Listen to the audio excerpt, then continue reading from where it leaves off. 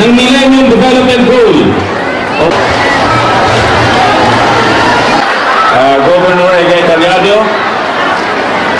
the Mayor of Diet, Mayor Sarion, our Superintendent, Superintendent Padane, members of the Municipal Kagawad of Diet,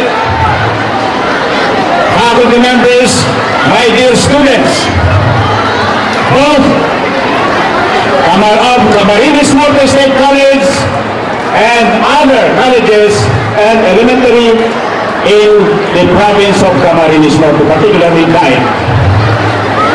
Today, September 17, is a day to remember for all of us gathered together at the Eco Athletic Field. We have one common purpose, and that is to stand up, take action, and make noise for the Millennium Development Goals. Kanina, isinabi na sa atin kung ano ang Millennium Development Goals. One of the most important components of the Millennium Development Goals is the eradication of poverty. Sa pananaw ng Camarines Norte State College, ito ang pinaka-importante sa lahat. Sapagkat dito tayo binibigyan ng pagkakataong mabuhay.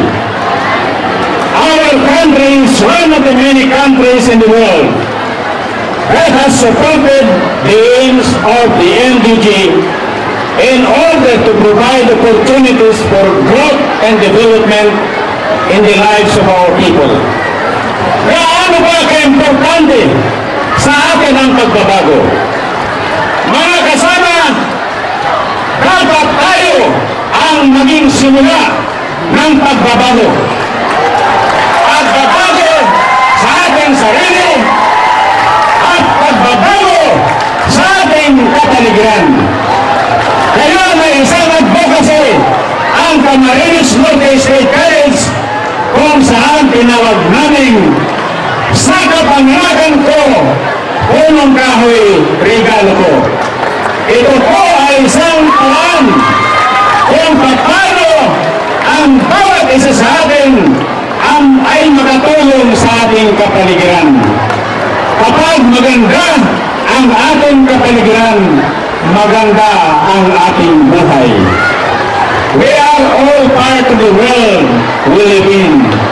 And sige yan, mga estudyante, mga hot na empleyado, dapat magkaisa tayo sa panukalang ito, sa ginagawa nito ng ating butihing mayor, ng ating gobernador, at ng mga gobernantes ng probinsya ng Camarines Norte.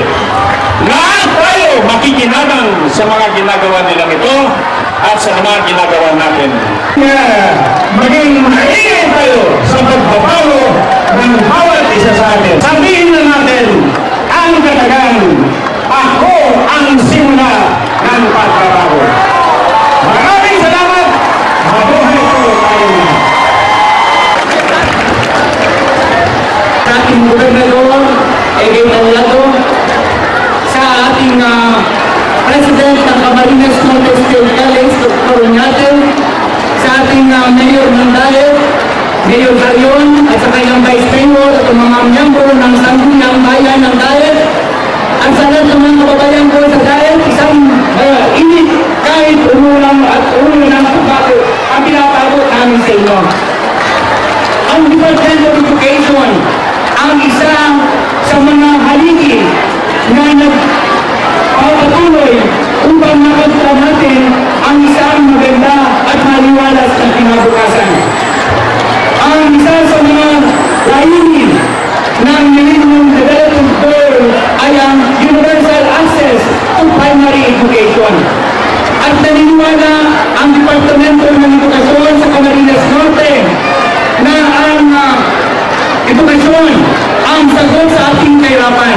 Mga kabataan, naniniwala ba tayo na ang edukasyon ang sagot sa ating kahirapan? Tumagot ng oo! At kung ang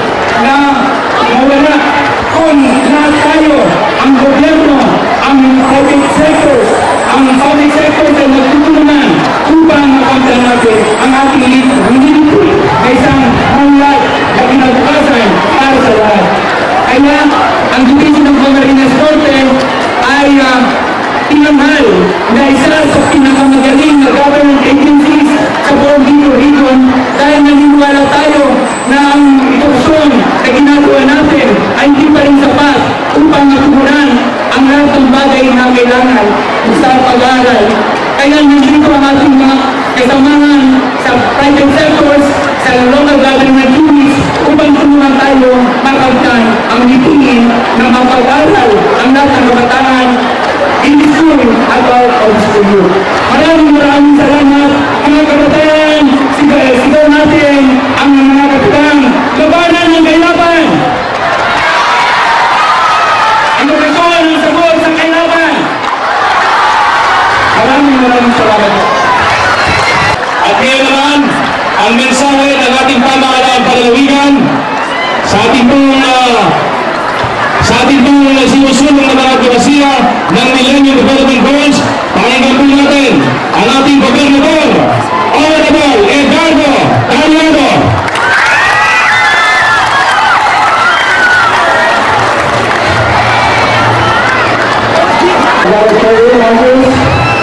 Ito po, ang pagbati ko sa ngayon po ng Bayang Diet, mga putusayon, sa ating po ang Presidente ng State College, si Dr. Oñate, ang Division Secretary po ng DepEd, si Dr. Balani, Vice Mayor ng Bayang Diet, Vice Mayor Abogado, ang Magkagawad ng Bayan po ng Bayang Diet, sa mga magulang, sa mga guro, sa mga estudyante, magandang hapon po sa inyo lahat.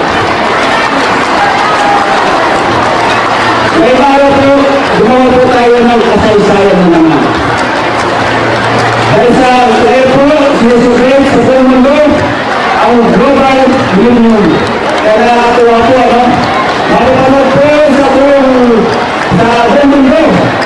Ang nagagala po, ang pagkikisa ng magkakamarasode dito po sa Global Union na ito. Kaya mga kabayan, ang po ng ating lalawigan, sa pumulong po nila kay Taliado, ginagawa ko po lahat.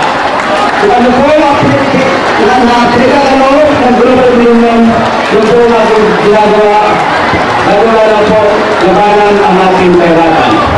Sabi po ngayon ni Dr. Balani, ang sabay po sa mga solusyon, maabot sa kahirapan ang edukasyon. Ngayon po, nagkakaroon ng ating pondo, para po i-address ang kahirapan ng ating mga kabayan. May mga advokasya rin po ako. Lumalaban po tayo sa lumalaban po na sasamantala at tumisira ng ating tangkasan. Ngayon po, i-report ko po sa inyo, mahal ko mga kabayan, may kita po 50,000 po yung pitakamay ang ating nakumpisa. Kaya mahal ko mga magulang, samahin po ako sa laban ito. Nalabanan ko rin po ang sumisira ng mga kagatan natin. Ito mga illegal fishing na nangyari sa ating lalawigan.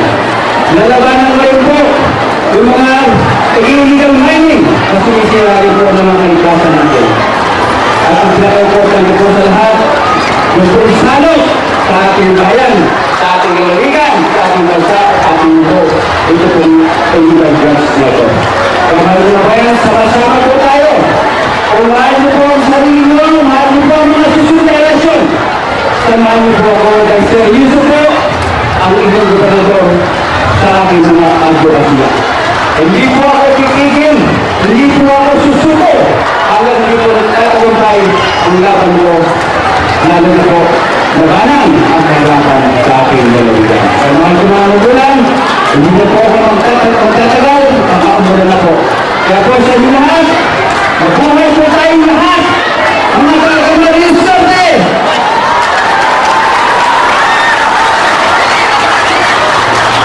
At kasamantalay ko na rin po, kayo po ay aking inimbita sa March at sa September 29.